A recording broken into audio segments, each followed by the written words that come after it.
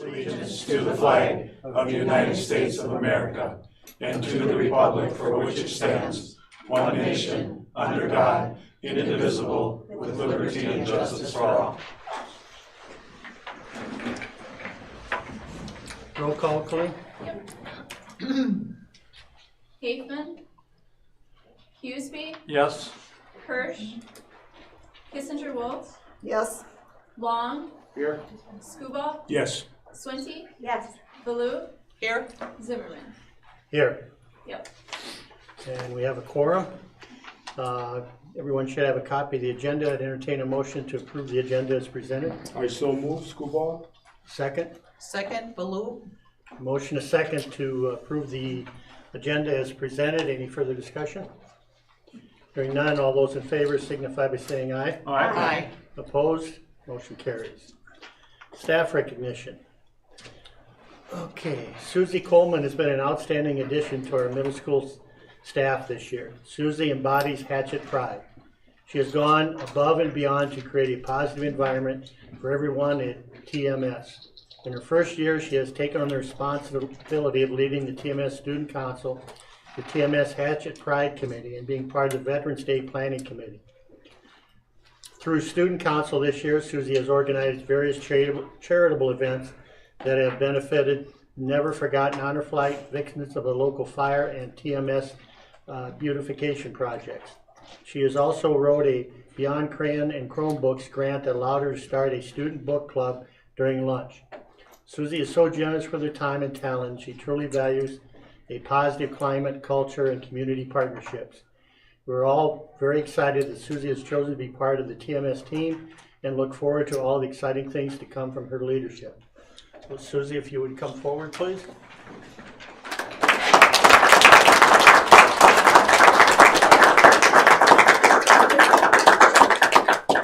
Thank you. Congratulations. Thank you. Nice job. Thank you. This is yours too. Oh, thank you so much. Thank you very much. Yeah. Thank you. Thank you. Okay, administrators report. All right, a couple things tonight. First, I want to start out with a couple of new hires to announce, and you'll find these on the consent agenda.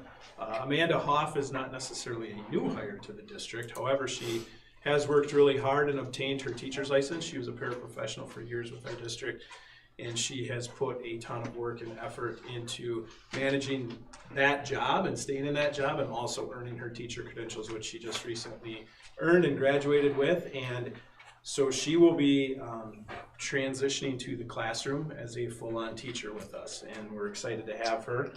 So she'll be an elementary special education teacher starting at semester time. And then Aubrey Fryer was a newly hired elementary special ed paraprofessional. This is a position that we oftentimes have approved in the budget, but there may not always be a need based on caseloads and numbers. And then as things shift and change, we have to make hires or replace staff. And so she was recently hired. We look forward to bringing her on too in that elementary role. A couple of retirements to focus on there as well, and congratulate some folks. Vicenta Getz will be, she was a custodian here for 22 years and recently announced her retirement. So she's been in these hallways for many years, and I know she's always a friendly face as I've bounced around in all my years here, and I see her in the evenings cleaning different rooms and stuff. We always end up having a good conversation. So we'll miss her around here. We congratulate her and thank her for 22 years of service.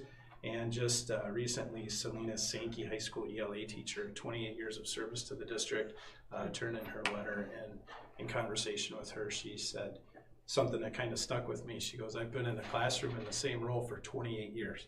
She goes, I'm not sure that's healthy, right? I'm ready to do something different. Not that I don't love my job and love what I do," she said, but 28 years is a long time to do the same thing. And so I don't think she knows exactly what she wants to do yet, but she's definitely not coasting into retirement thinking she's going to do nothing. She's excited about her next steps in life, and so are we. So we thank her for her service as well.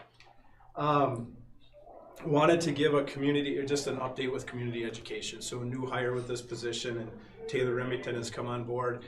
I can't say enough positive things about her, just her work ethic and how she is moving forward with that vision that she showed us when she was in the interviews. So she's got a number of great ideas. She's reached out and made a lot of new connections. Right now, we're really in that slow stage of just building that foundation and laying that foundation, making sure that we have all of our ducks in a row so that when we do start to roll out courses, we are going to be able to do it in a very clean and efficient way. So she's making a lot of headway. Her efforts, she's putting together some promotional materials. She's got a training conference that will be coming up pretty soon that she's going to attend.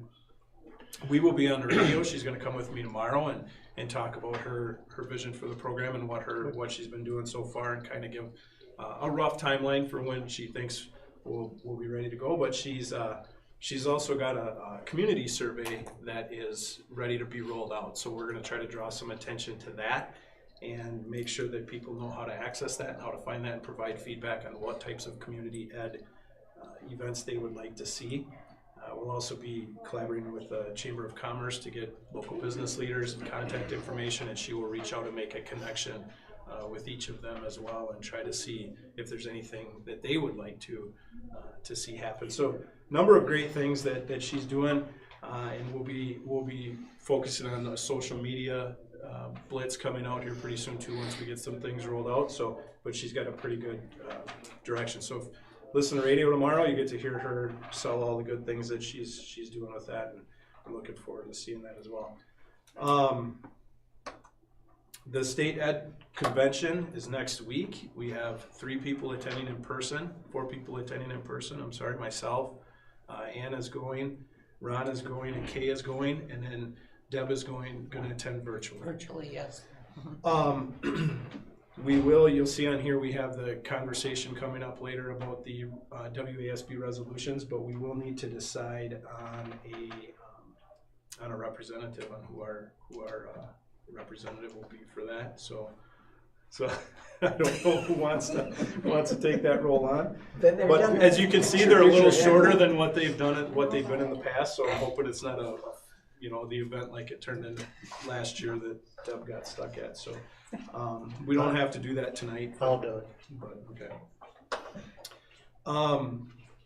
And then we do have the school van reserved for that as well. So we could talk about travel arrangements tonight if you guys want to stick around, and we can figure out what we're doing there. And then lastly, on a little bit more somber note, we did in the month of December we lost 2 members of our Hatchet family that will be dearly missed. But Kyla Dotter, 6 years in the district, high school science teacher, I'm sure you guys are well aware, lost her battle with cancer. And then Terry Hill, who retired in 2016 after spending 33 years in the district. So just wanted to throw them on my report and say their contributions will live on, and they will definitely be missed moving forward. So that's all I had to share. Okay. Any questions for Wendell on the board? No? Okay. Wendell? Yeah. As far as news releases and things that go out to the community from our director, it'd be nice if the board could get copies of those before they hit the streets. Sure. I think so many times, I read about it in the paper at the same time people in the community are reading about it, and I would prefer to get those major ones. I'm not talking about, every little letter that gets sent out, but any major announcements, I'd like to see them prior to the time that they are in the public forum. Sure. Any other questions? Okay, next item is the consent agenda. A number of items on it. Majority of them are minutes from different meetings that were held the past month, December invoices, employment contracts, and so forth, donations. So again, you all have copies of it. I entertain a motion to approve the consent agenda as presented. I'll make a motion to approve the consent agenda items. Second. Huseby, second. Okay, I have a motion and a second to approve the consent agenda items as presented. Any further discussion? Hearing none, all those in favor signify by saying aye. Aye. Opposed? Motion carries. Okay, staff reports. We're going to get presentation from the explicit instruction coaches. Is that correct? Hi. Do you want to? Sure, wherever. I do that. Wherever you feel comfortable. Well, so it's 2/3 of our coaching team. Angie McPherson is also part of our coaching group. So we have been working on explicit instruction, with the elementary school for the past 2 years. Last year, what we, started working on is just kind of being led by Anita Archer to understand all of these explicit instruction, Archerisms is how she calls them. And while we've been working with her, when we worked with her, we were spending the year kind of reviewing and learning about explicit instruction as a high leverage practice to reach all students, just so that we could have a more efficient way for universal supports in the classroom. As a team this year, we are focusing on, we decided that we're going to focus on what would have the most impact on our students. So we have decided to focus on opportunities to respond, everybody does everything, walk around, talk around, feedback, and personalized goals. And these are kind of like her archerisms, like it was kind of, we pulled them from like the way she taught us different things. We have kind of this coined phrase for how to remember them and make sure that we're implementing them, but it's just a lot of strategies that we implement as we're teaching to make sure that all the kids are with us as we're teaching. So in order to kind of use this some more for this year, what we decided to do as a team is we wanted to move towards taking videos of our teaching and reflecting on it. So our first step before winter break was to use phones or any other kind of technology teachers felt comfortable with, to record themselves and then to reflect on how their teaching was from that, just to kind of get over the insecurity of videoing yourself, because I know from experience it was not easy the first time doing it. And then now after winter break, what our plan is to have staff video themselves again, but to share with a trusted peer or one of us coaches, so that we can better help them reflect and just continue that reflection process. Our final goal by the end of the year is to have staff video themselves again with the intent to be able to share it out amongst each other. So as coaches, our role is to meet with different teams in the elementary. So we each kind of have 2 grade levels, and we're meeting with those teachers as a team or individually. Kind of before, after school, emails, checking in, popping in for a few minutes of their flag time, and asking how we can help them with incorporating this into things that they're already doing. So not making it a whole separate thing, but like when we're talking literacy, when we're talking different things, like how can we support you to do this in the teaching you're already doing? And so we're really just there, just as coaches. It's not evaluative, we're not reporting back as the team. But we're just meeting with them for whatever it might be that they need. If it's coaching, encouragement, tech support, any of those pieces are what we've been working on. So the takeaway is really just to keep moving forward with teachers recording themselves and being reflective on their teaching. So using that as a tool, getting more comfortable with it, being more frequent with like evaluating what we're doing and if it's working. So looking at those videos and noticing, are all the kids participating? Is everybody listening? Are the things I'm doing working? Those are the things that we're looking at, and just helping them with this coaching piece. Okay. Any questions for him? I assume this is a development tool and it's not a part of the teacher effectiveness program. Is that correct? Right, I mean, yeah. you're doing this with your peers in essence, rather than doing it for a principal or whatever. Right, yeah. But I think too, it's nice to think that as we get more comfortable with it, that reflection and video pieces could all be artifacts in our own personal teaching effectiveness. But so just kind of moving towards that comfort level with being critical of ourselves and learning from those observations. How have you been received by your peers? Honestly, it's been, I think we were nervous about it, I'll be honest. I was worried about like how they would see me, how I wanted to be perceived. So we talked a lot about that trust piece and making sure that we were let to build those relationships with our peers how we needed to. And so like when I listed the different ways we're connecting with them, I think that's kind of because we're building a relationship with those teams, and some people want me to stop by frequently. Some people are ready to show me their video right away. Others are like, yep, I did my video. So it's been a good process. I think it's nice too because we're working with different grade levels. So, oh my gosh, I'm so sorry. We're working with different grade levels, so I'm getting to meet with 2nd grade and 5th grade teachers, and I really, in my regular dealings throughout the day, wouldn't get to connect with them as often. So it's been nice to like mix it up that way. Very good. From a board standpoint, you mentioned you were using your phones. Obviously, we're about money and allocating dollars for professional development. Is there anything the board can do to help you? Cameras, or I know that's kind of an operational statement I'm making, and I know you'd look into that, Wendell, but is there anything that, you find critical that should be provided to you so that you can make a better program? Yeah, we're absolutely set up in terms of video and iPads, and we have really amazing devices. They're called a swivel, and it's kind of a robot that will like turn and follow you as you're teaching throughout the room. But we thought that was a lot to take on for the first attempt at recording yourself, so we kind of left some leeway to like do what you're comfortable with.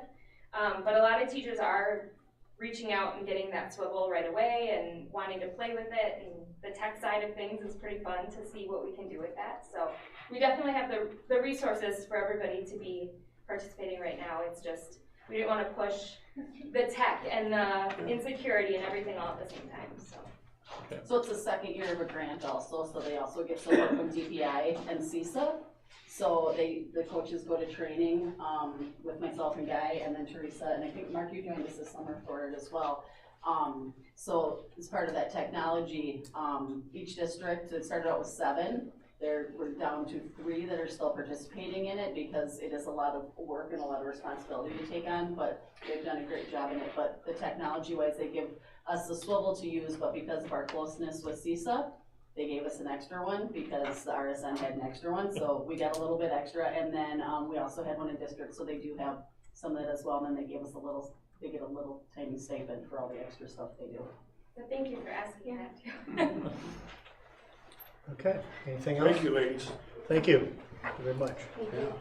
That's cool. Yeah, just as a side note, I was thinking when they were talking about videotaping instructors, have we ever recently done any videotaping of an instructor that we know is going to be gone for a day or so? Videotape them ahead of time and then show that in the classroom? We did a lot of that during COVID when we were shut down. We did? Yeah. How'd that go? Well, I think some teachers excelled with it and really took it to it, and others were a little more uncomfortable with it. So some of them, I know, and I can only speak to the middle school at that point because that's where I was, but some of those videos helped when we ended up with a long-term sub situation, and this individual had basically every lesson recorded. So that sub could come in, watch the lesson, learn from the teacher, and then take it and utilize it. So it does come in very handy when you have those things. Okay, For sure. That's impressive. good. You know who was the first one to do that? But I got to guess at it. Am I looking at him? You are.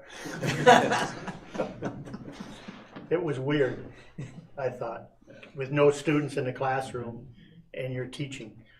It's like nobody's sitting there, there's no response back. That's called COVID. Yeah, you're probably right. That's what Anyway, it is.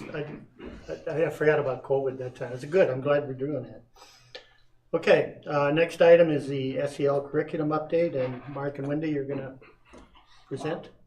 I'm just gonna give a summary on it. Mark Okay. kind of joined on the tail end of it. Okay. So just to give everybody an update on where we're at. So last year, I just have a couple brief notes. We brought the team together because our curriculum that we're using, Second Step at the time, we were at the end of our contract and there wasn't a high school component. So we're like, well, our contract's up, let's see what we want.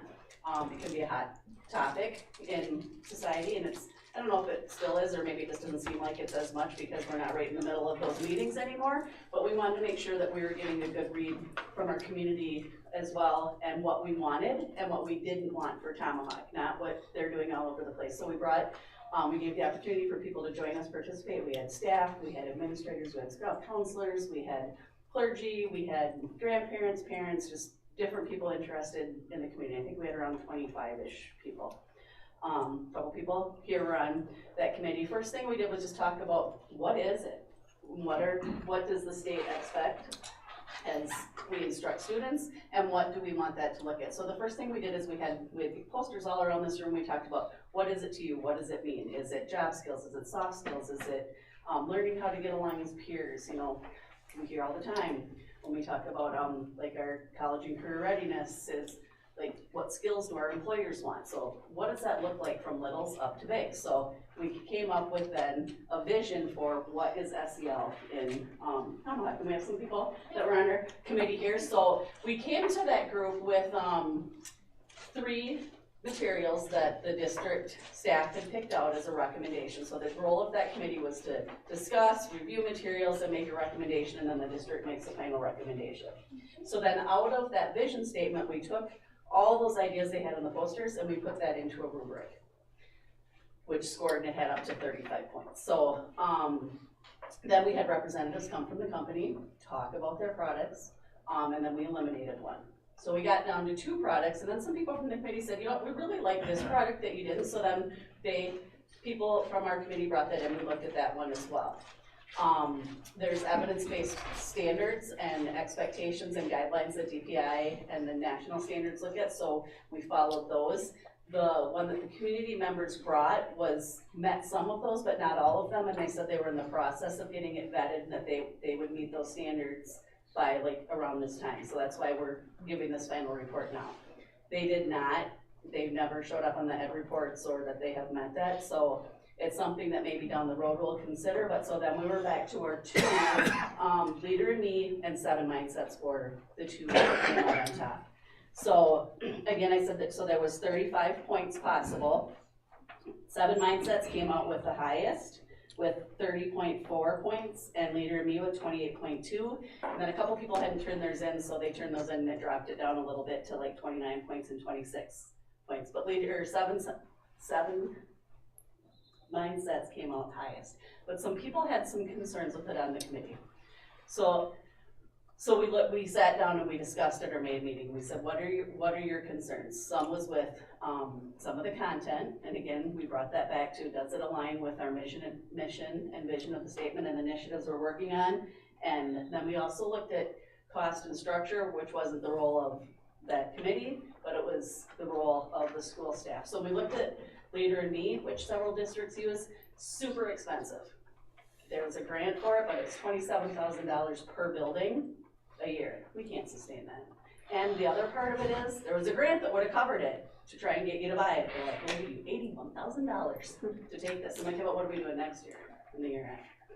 It also makes you change like your whole strategic planning and how you do business. So that would have to tie in, so it's a great program. There's super cool things with it. There's different things for every day, super easy for teachers, but it's really expensive. So fiscally, and the amount of social emotional stress it put on staff to do all the PD that comes along with it, we're like, it's not for us right now. Mark has experience with that. I don't know if you have anything I should throw in, but it was super intense. I ran it for 2 years in Wausau while I was there. I think just like any other SEL curriculum, if the teachers don't buy into it, you're not going to get the fidelity piece that the program really wants. And for 2 years, we only focused on teachers, and after 2 years, we still couldn't get buy-in. So there were some schools that really bought in, and dynamic changes. That was the few. That was the anomalies.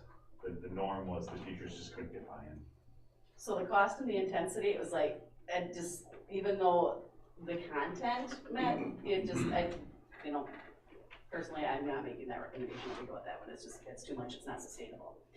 7 Mindsets, there was concerns, a few concerns with some repetition where they might use some of the same videos. It was a pretty broad content, but some people didn't like some of the language and settings, so we're like, okay, let's wait this out, review it, say where we're at. So in the meantime, as we're waiting to see if the Positivity Project, which is the one that some of the community members brought forward, to see if that would be vetted or not, some things have come through like Aaron's Law, which 38 states have approved it.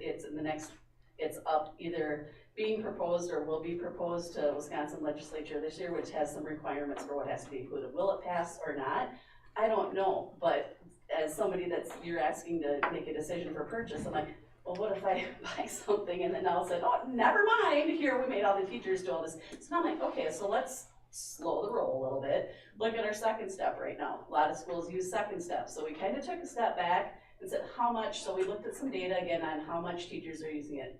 And our counselors at elementary are using, Denise is using it a lot. The teachers, not so much. That was part of the plan in the rollout of second step, but just there's so much time in a day. There's not a high school aspect of it, but it's being developed. Middle school teachers use it every Friday, and so does their counselor. They're not every Friday, 3 Fridays. Monday? Okay, 1 day a week, I had the day run. But they're consistently using it, because I can go in and check and see how often, how frequently. So then I'm like, okay, this is meeting our needs right now. Good thing about second step was $8,000 for 3 years. So when I told you those other costs, seven mindsets was $7,000 a building about per year. Leader meets 27,000 per year. So like, okay, kind of a bang for your buck. Like I said though, there's not high school aspect, which is what started on this journey, but they are developing it, and then with our college and career readiness, ACP are redefining ready, they're doing a lot of things that supplement it. So basically what I'm here to tell you in that long story short is we're gonna stay with what we have for right now, see where that legislation comes out, and as we've been meeting with the counselors this year, we haven't looked at our comprehensive school counseling model in several years, so let's keep these in mind, what our committee told us. We have our vision that they told us to go from, and then as we finish that comprehensive school counseling model and they look at their needs and how that's structured, what fits best in that? Do we need to buy a program, or can we pull things that still meet those standards that the state are expecting us? What's the most cost effective, yet meeting that vision that committee came up with? So, I don't know, that's where we kind of came up, because I felt that was like the most responsible way to handle it. So, questions? Okay. Any questions, Wendy? Okay, thank you. Thanks for the update. Okay, next item is to approve the number of regular education and special education spaces. Wendy, I guess you're gonna comment on that? Everybody has the numbers in the board for any questions on why we do that. So what we do is we have to look at how many seats we have available. If it requires us to contract out any additional services, which through an individual or CISA, which we do, then we cap those because it would cause us to incur additional costs for the district. So OT, PT, speech, we would have to hire extra.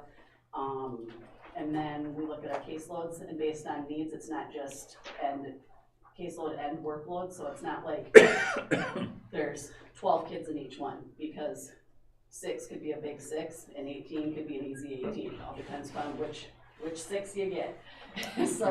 So we go through based on the services they get, and that's why some grade levels are 0 and some grade levels are 1, because we can support that without having to add any new staff. Okay. Any questions? Okay, then entertain a motion to approve the number of regular education, special education spaces. Also move. Well, second? Swendy, second. Okay, motion a second to approve the regular education and special education spaces. Any further discussion? Hearing none, all those in favor signify by saying aye. Aye. Opposed? Motion carries. District calendar. Wendell? Okay, so attached to your board docs, you'll find a proposed calendar change for the 24-25 school year, next school year. This came to be because we had a lot of positive feedback at having that break over that full week break at Thanksgiving time. And next year's calendar didn't have that included just because of the way holidays fall out. The longer Christmas break than what we had this year, but we had, I think, 4 days built in for emergency snow days, and with bolstering our efforts and doing a better job with remote learning, we feel we can get by with 3. So I think we had 5 in next year's calendar, and we brought that down to nearly 3. It's just under 3 days, so we can accommodate probably 2 full cancellations and then also a couple of late starts and that sort of thing before we would have to get into remote learning. So we had it with student contact time or student hours of instruction. We were fine to add those 2 days, but we had to find out, in order to keep our contract days for staff at 189, we had to figure out a place to put 2 more additional contract days in. So I had this on the December calendar initially, and then I decided to pull it back and send a survey out to our staff just to get some feedback. So I gave them some different options on where we could accommodate those days. One of them included going away from the 4-day break in February. If you'll notice on your calendar that you have, and then adding 1 in August. Anyway, what I got back was a large majority, a pretty significant majority. It was 54% voted for 1 option, and that was to add them to the in-service week, the first in-service week in August. So that initially was the 20th, 21st, and 22nd, and now it will be that'll be a full week of in-service. That'll take the contract days and accommodate everything else. We still keep the 4-day break in February, which breaks up that longer winter break, and we can still get out. The students will still be ending on the 6th of June, so that first week in June. So that is the calendar change, along with one additional change was we had some meetings with CISA next year for their common PD in the fall. We will be with Mosinee and Merrill right now. And it looks like Merrill is going to host that, but in order to do that, they needed to go 1 week later in the fall. So we typically had that last the 25th, 26th of October, and then the 25th off, and then the 28th was a vacation day. We'll bump that back a week, so now it'll be the in-service day will be November 1st, and then followed by November 4th would be the vacation day that we had for that long weekend, and that'll accommodate our participation in Common PD next year. Okay. Any questions on the calendar? None? All right, then entertain a motion to approve the changes to the 24-25 district calendar. So move, Scoball. Second, Swety. Motion a second to approve the changes to the 24-25 district calendar. Any further discussion? Hearing none, all those in favor signify by saying aye. Aye. Motion carries. School board election update. So I put this out in your description. Ultimately, I won't go through this in detail, but we've had a couple of shifts, and Sherry Haifman decided not to run. Deb Blue has moved into that district so she can run in Sherry's spot. She didn't move there so she could run in Sherry's spot. She moved there. It works out. That kind of came out wrong, but it worked out that way, right? I didn't take it that way. but you vacated a city position, so we have one city position that we did not have a candidate sign up for. So we will have a write-in spot with one of our cities, and then Shar will rerun for her position. So that's where we stand right now. Okay. Any questions? I guess one comment. I did think of an individual for the city of Tomahawk to possibly run as a write-in candidate, and I haven't talked to that individual yet, but we'll and see what happens. Okay. Good luck, it's fun. What, to run or to talk? No, to find people. All right. Update on the board reapportionment discussions. Who's going to lead that?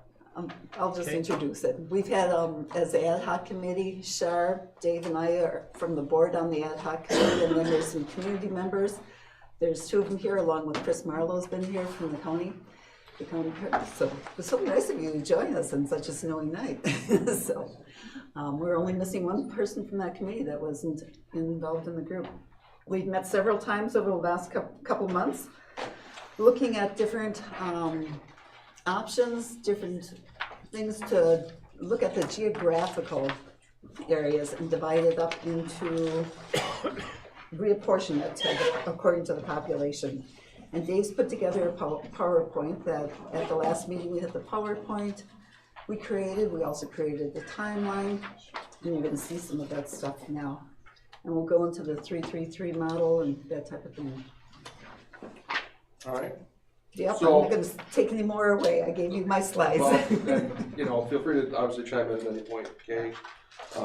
But, what we put together is a presentation not only for the board, but what we hope that we'll be able to use when we start having public meetings going forward and presenting the information. So as we go through this, any feedback that anyone wants to, provide on this would be, valued from the presentation standpoint as well. So you can go through the first slide there.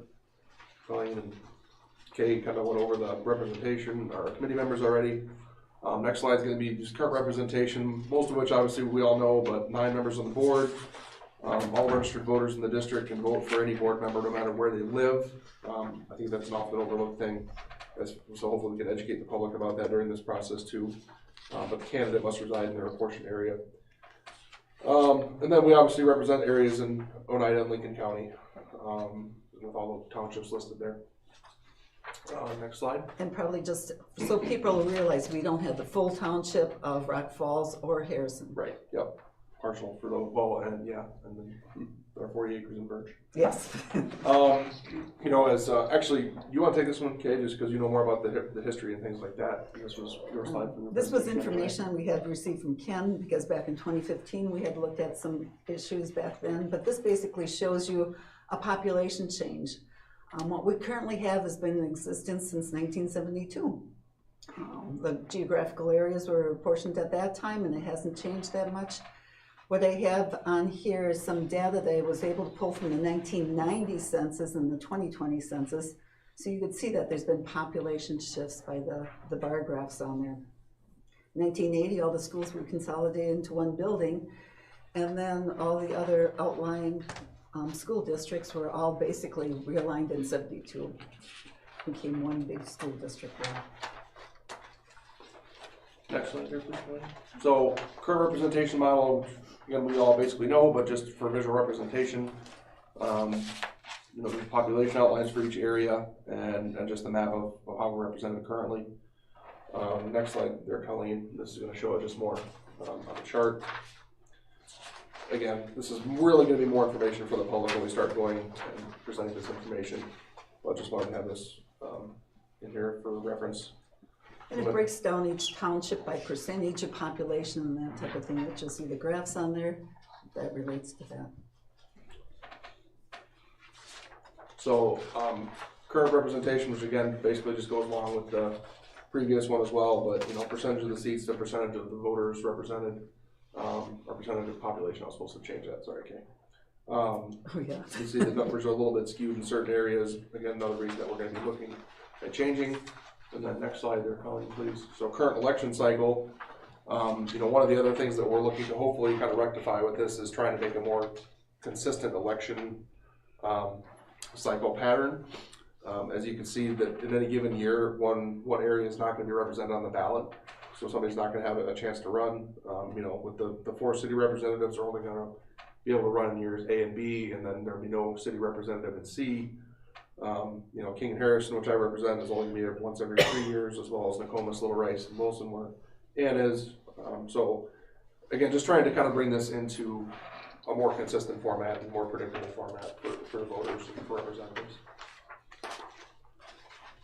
So why examine? We've kind of already looked into this a little bit, but populations have shifted everywhere. Kind of the big one is probably in the city of Tomahawk, going from 49% of the population in 1960 to 33% now, as well as the Rock Falls, Birch areas, Bradley, Scanlon, Tomahawk going from 30 to 33, and then Nokomis, Little Rice, Wilson going from 7.5 to 21. So again, just all cause attention for the need to re-examine how we're represented and how the elections are held. Next slide, please. So the goals that we came up with as a committee, first to explore models that ensure equitable representation based on population. to try and even out the areas, so that, one person or one area is a consistent, a third of the population per se, so if they're more equal, so it's not 4 people representing the 30% of the population in the city. So that exploring models that ensure equitable opportunities for election, again, so that, residents don't have to wait 3 years to run for a seat. You have an opportunity to run more frequently if you want to be on the board.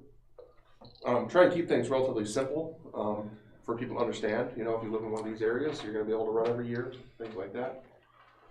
Ensure process transparency to make sure that people understand, what we're doing and how we're changing things and making these shifts and why we're doing it.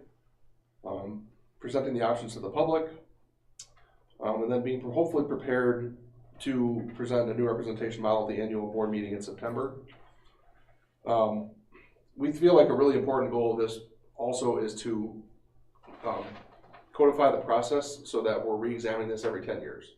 So that we're not looking at this 50 years from now thinking, oh, we probably should do something about this. So we're being very intentional about, a couple years past the census, this ad hoc committee is going to get together again and we're going to reevaluate this. Are we still represented correctly? Do we need to shift things around? Do we need to look at different models? So making sure that's part of hopefully board policies. And then maintaining compliance with state statutes. So the data that we use is basically, the consensus from the committee was that we're going to use census data. It's the most reliable. It's going to be the most widely available. We discussed, trying to look at certain demographics, certain, segments of the population for eligible voters, registered voters, under 18 populations, over 18. And then a recommendation is just to use the census data for the districts and for the areas.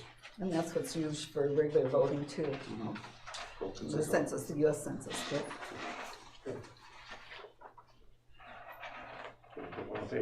So one thing that I think is really important to make clear is that, the committee is not necessarily recommending any particular map that we're going to see here in just a little bit. But one of the recommendations that we're prepared to make as a committee is for, in support of this, what we're calling the 3-3-3 representation model. So what does that mean? It means that we're going to try and come up with 3 apportioned areas for voters. So 3, representative districts basically within the district, or zones, if you will. There will be 3 representatives from each apportioned area. Each of those representatives will continue to serve a 3-year term. But then because of that, the way that's going to fall, that's going to allow the election cycle to happen so that there's going to be a seat open for election every year in any apportioned area. So it won't be like the first table that we showed where it's, there's a year off where somebody's not going to be voted for, represented in an area, that every year somebody's going to be able to run for any given part of the district. That makes sense to everybody? Mm-hmm. Yes.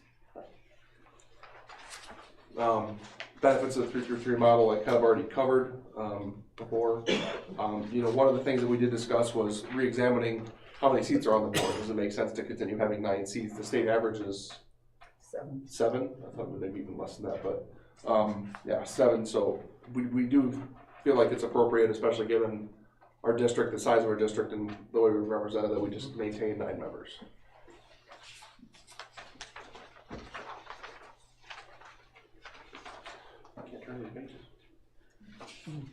Again, just kind of taking another look at the current representation with the data. We've already looked at this earlier in the presentation, but that's our current map and how we're represented. A 4-3-1-1. Yeah. So now we'll get into the different models that the committee kind of looked at and investigated and looked for options that would work. This was the first model that we put together as far as the map, and these are in no particular order. I shouldn't say this is the first model we looked at, but this is the first model we have a map for. And thank you to Chris and the GIS team, right? It was the GIS guys that put these maps together. It was Northwest Regional Planning Commission. Gotcha. Okay. But they put these maps together for us so we can kind of see this stuff a little bit more visually and understand it a little bit better. So for option A here, what you can see is that it does a pretty good job of breaking out population to be equitable across the district. So 33%, 32%, 34% is about as good as you're going to get. It does fit our desire to have that 3-3-3 model. But because some, Harrison and Scandalon aren't contiguous with the rest of their district, this isn't unfortunately going to be a viable option. Our option B, we looked at this one, and this becomes more of a 3-4-2 model, so it is contiguous. It meets that requirement. Unfortunately, the populations aren't balanced, and it doesn't meet that 3-3-3 model that we were trying to achieve, and kind of becomes unbalanced. So, and again, we're trying to present these just so we can demonstrate that we've looked at other options and we've considered as many things as possible. While we're looking at this. Option C, again, while we're not making a recommendation, this is probably the strongest contender at this point because it does fit the 3-3-3 model that balances the population, and the apportioned areas are all contiguous. So within option C, what we'd be doing is the city would have 3 representatives. Bradley, Birch, Scandalon, Rock Falls, and Tomahawk would be one apportioned area and have 3 representatives, and Nokomis, Little Rice, Wilson, King, and Harrison would be the 3rd apportioned area and would have 3 representatives as well.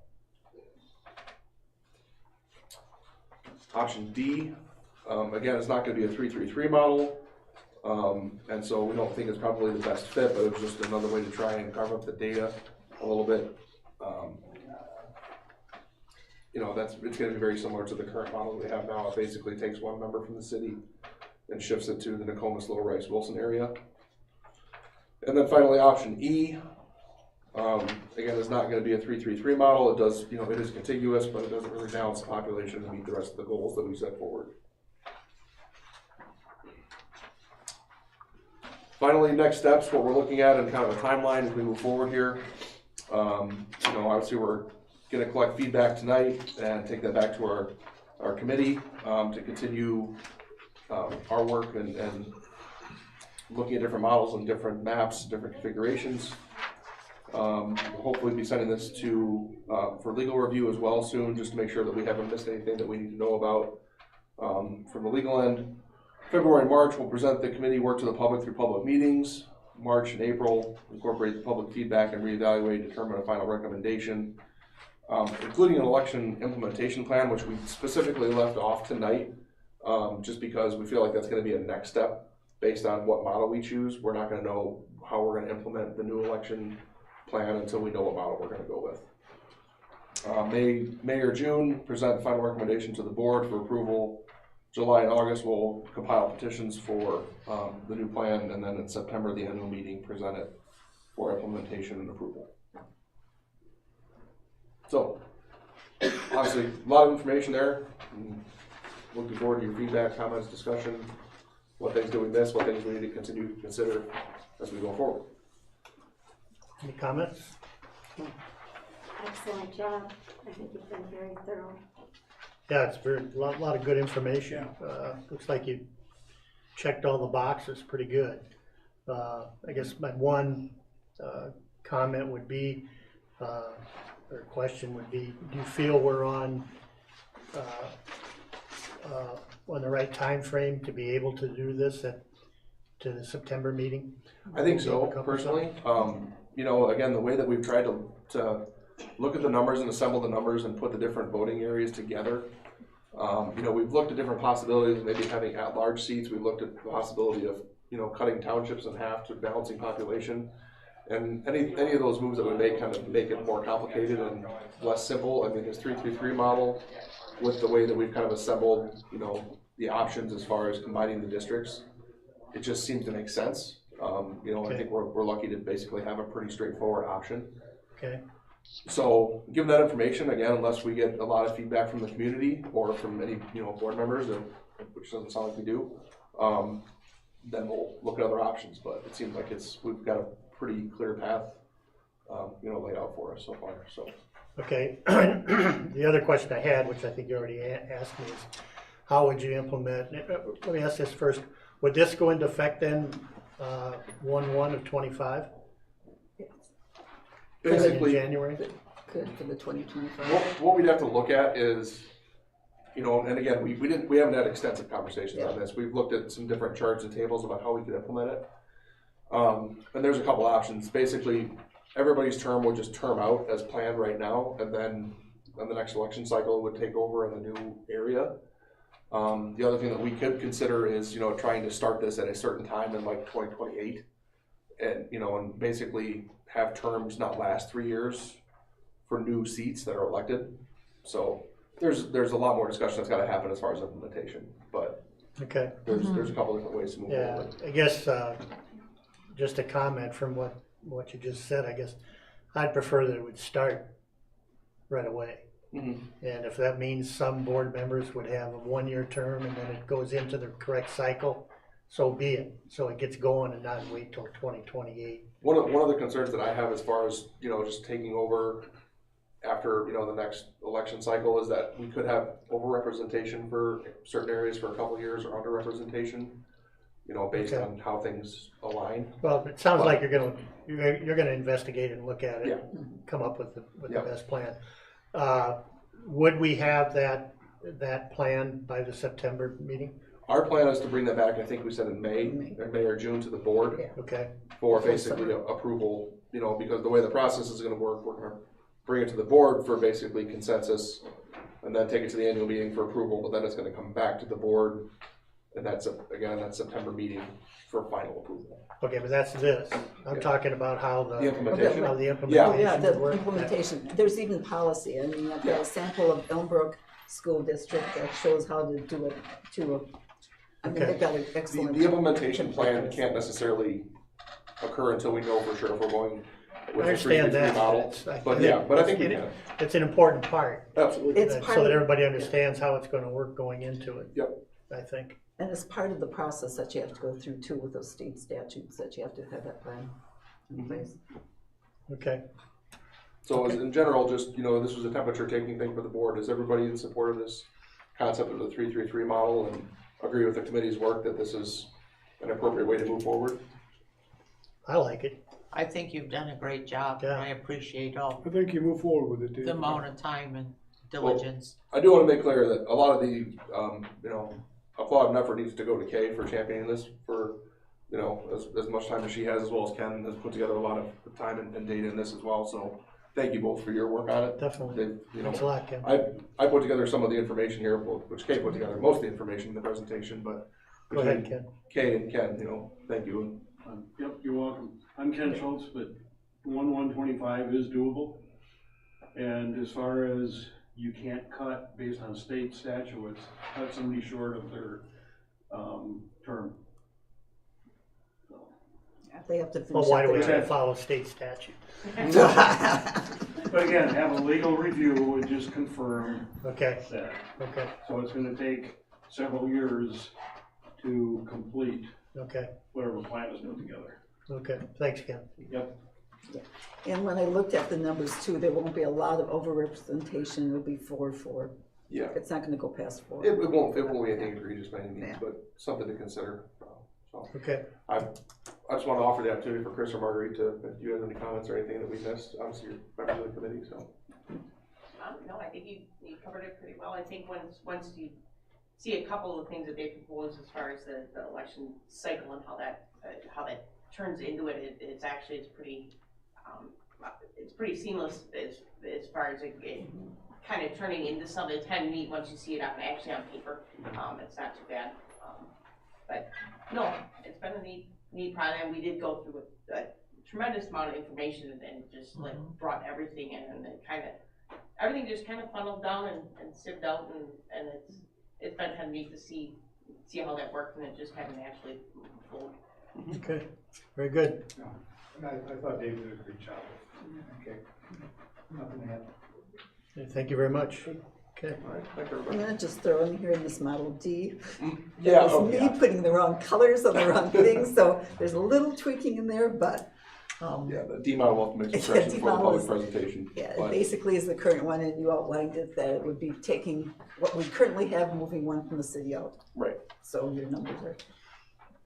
Okay, 24, I'm sorry. If a board member chose to submit a different proposal, how would the committee, how would one do that? What's the procedure for a board member to present another thought process to the committee?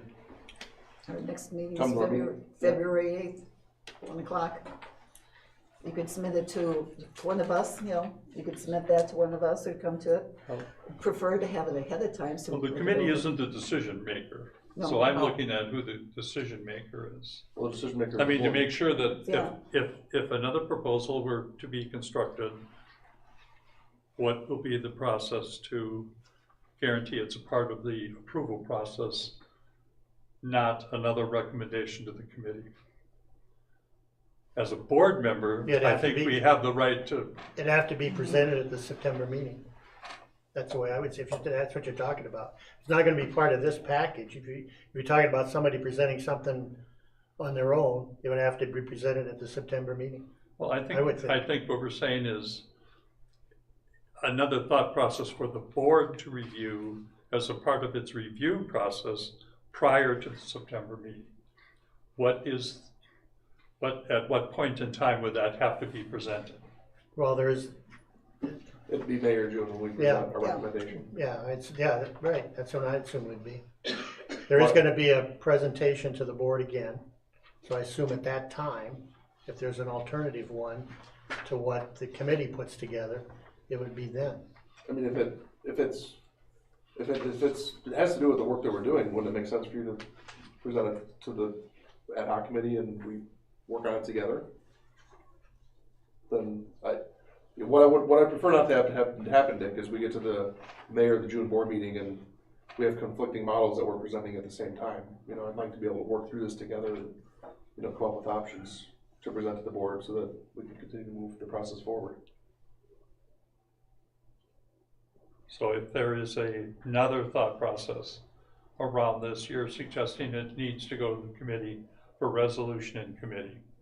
I think it makes sense to continue to have discussions with the committee. And if we can't achieve resolution at that point, then it can come to Then the it'd go board. to, At the May or June meeting. but- present it, if it doesn't work, then present it as a separate, at the, May meeting. Yeah. Okay, I think that'd be the best way to That's do it, fine. Dick. that's good, thank you. Okay.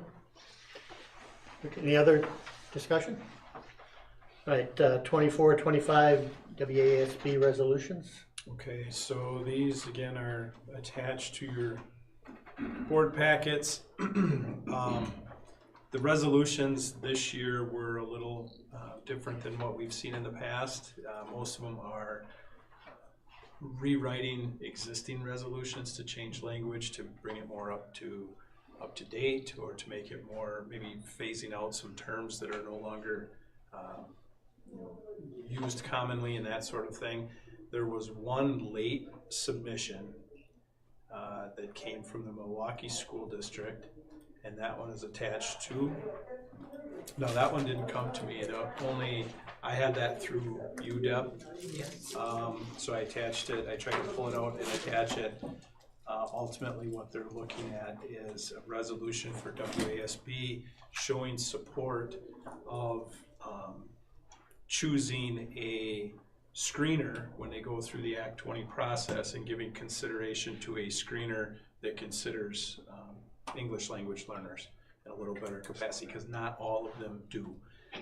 So that's what that looks like, but there is some language in that maybe I think some might look at and bring up at the meeting as maybe wanting to consider it to be reworded. But I think the gist of the resolution is at the heart of that.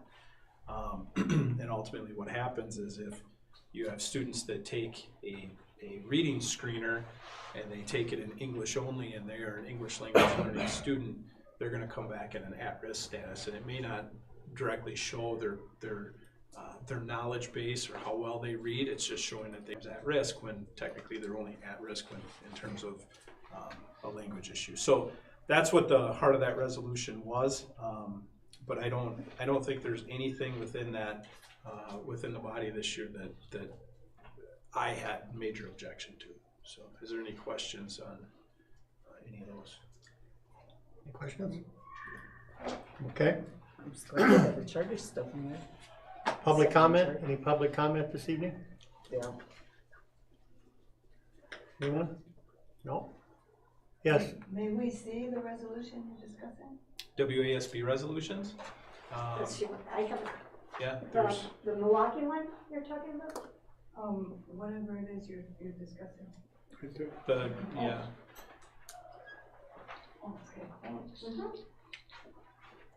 And just to be accurate and full disclosure, the Wisconsin Association of School Boards, these resolutions provide, are things that they would use for guidance in their lobbying. So they're not binding resolutions in terms of outside of that organization, but they send it to their membership for consideration, and then they have a delegation that votes to set the direction and the commitments that organization will pursue moving forward. So that's what you have in front of you.